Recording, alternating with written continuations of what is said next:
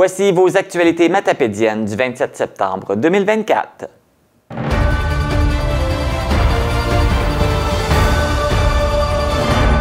Le procès du chiropraticien Olivier Chagnon s'est terminé mardi au palais de justice d'Amqui. Un peu plus de 4 jours au total ont été nécessaires pour entendre les témoins dans cette affaire. L'accusé a également témoigné pour apporter sa version des faits. Celui-ci ne reconnaît pas les accusations qui lui sont portées et clame qu'il n'a jamais touché la présumée victime, comme elle l'aurait affirmé lors de son témoignage à huis clos en juin dernier. Maintenant, les avocats ont terminé leur plaidoirie et la crédibilité des témoignages a été au cœur de leur argumentaire. Pour chacune des parties, l'accusé et la victime ont livré un témoignage contradictoire et invraisemblable.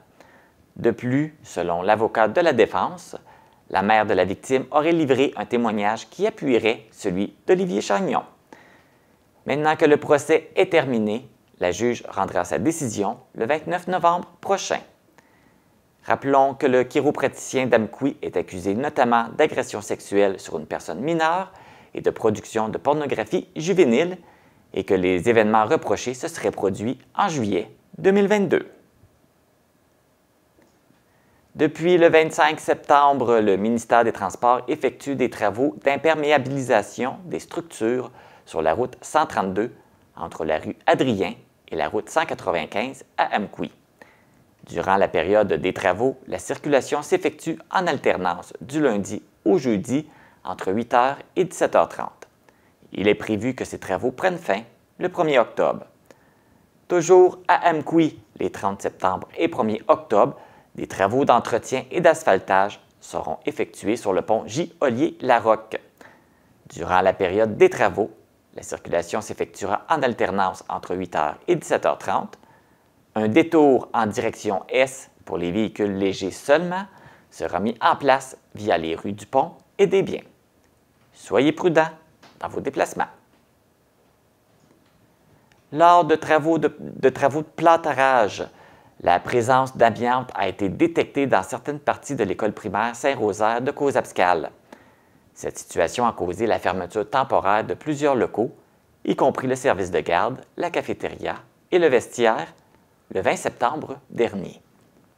Le Centre de services scolaires des Monts-et-Marais avait mis en place une mesure d'urgence pour relocaliser les élèves concernés dans une autre section de l'école. Ce sont principalement les classes de maternelle et de première année qui ont été affectées. Selon le Centre de services scolaires, aucune opération de décontamination ne sera nécessaire puisque les quantités d'amiante libérées seraient minimes et ne mettraient pas la santé des élèves en danger. Si vous vivez avec des contraintes financières et que vous aimeriez bénéficier d'une aide alimentaire pour le temps des fêtes, c'est le temps de vous inscrire pour obtenir un panier de Noël rempli de denrées spéciales. L'organisme Moisson-Vallée prendra les inscriptions les lundis uniquement à partir du 30 septembre. Vous pouvez vous rendre sur place au 54 rue du Pont à Amqui ou téléphoner au 88 629 1331 pour effectuer votre demande. Ne tardez pas pour réserver votre panier de Noël puisque la distribution s'effectuera au mois de novembre. En raison des rénovations qui sont en cours actuellement dans les locaux de l'organisme Moisson-Vallée, le service du chaudron gourmand, communément appelé la soupe populaire, ne reprendra pas à la fin du mois de septembre comme à son habitude. L'organisme a annoncé sur sa page Facebook que le service pourrait reprendre seulement au mois de novembre. Pour suivre l'évolution de la situation, vous pouvez consulter le site Internet et la page Facebook de Moisson-Vallée. Le comité de développement de Saint-Léon a annoncé l'installation des nouveaux panneaux d'accueil à l'entrée et à la sortie de la municipalité de Saint-Léon-le-Grand. Il s'agit du résultat d'un an de travail pour le comité. Un panneau est situé en direction de la sortie vers la ville d'Amqui et un autre à la sortie en direction de la municipalité de Saint-Zénon-du-Lac-Amqui. Le projet a été réalisé en étroite collaboration avec la municipalité de Saint-Léon-le-Grand. La ZEC Casso a rendu hommage à un de ses grands précurseurs en inaugurant le nouveau nom du camping du lac 8000. Celui-ci portera désormais le nom de Camille Dudier, en l'honneur de toutes les années d'implication que Camille a consacrées pour l'avancement de la ZEC. Ce projet a été rendu possible grâce au dynamisme de la ZEC et à une contribution de 25 000 $ du gouvernement fédéral via le programme Nouveaux Horizons pour les aînés. Voici maintenant les actualités régionales.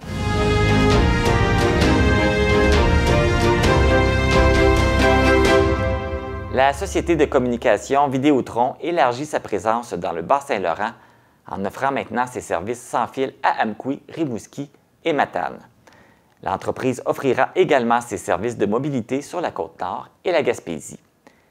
Vidéotron a conclu des accords de partenariat conformément au cadre pour les exploitants de réseaux mobiles virtuels du Conseil de la radiodiffusion et des télécommunications canadiennes.